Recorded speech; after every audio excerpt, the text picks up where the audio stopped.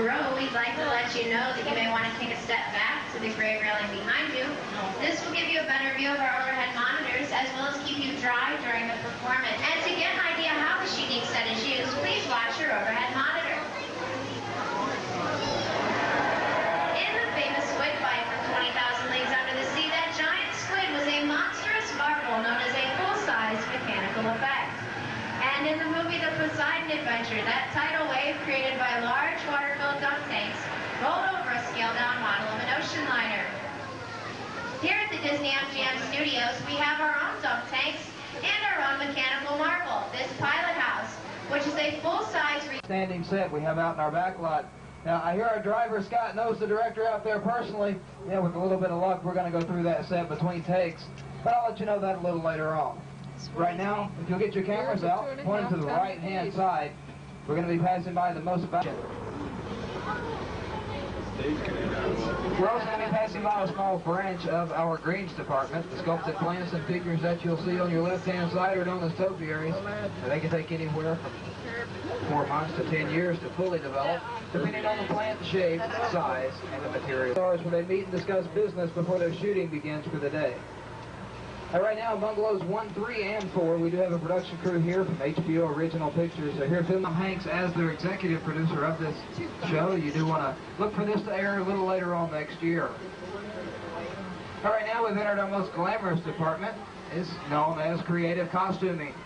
And costuming, it all starts with a design named Renee Rousseau from Ransom.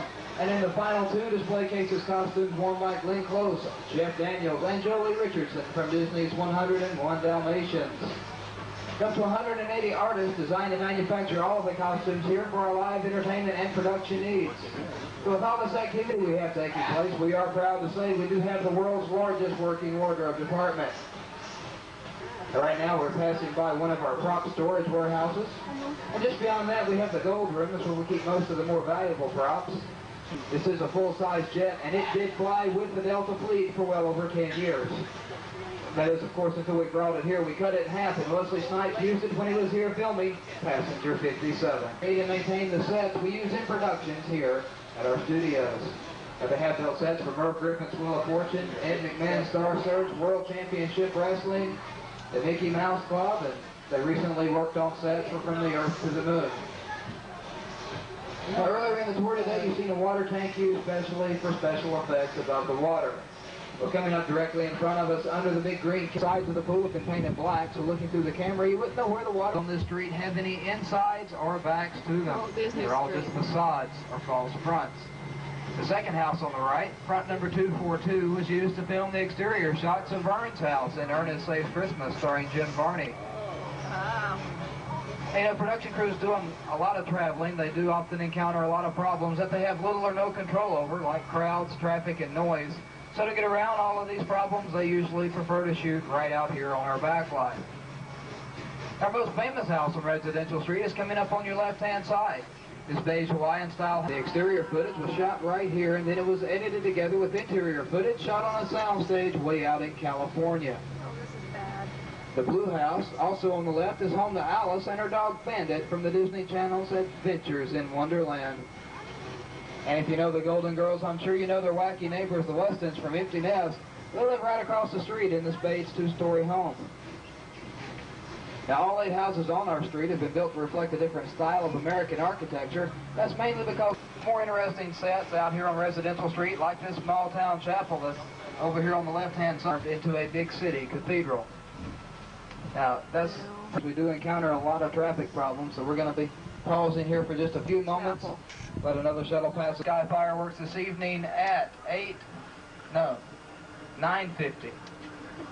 9:50. The back lot is known as the Studio Boneyard. Now, this is an outdoor prop warehouse. It's where we keep planes, trains, and cars. And Walt Disney World. Directly in front of us is a large standing set I told you about a little earlier, where they've been filming. Scott, what's it look like? You're serious? Yeah, they're letting us go in. Hey, great. Good job, Scott. Fun fishing. Since we are going on inside, I will warn you, we are going to cross over a bridge that does get rather bumpy, so you will need to hold on to all of your loose and valuable items, and you will need to remove this particular shot.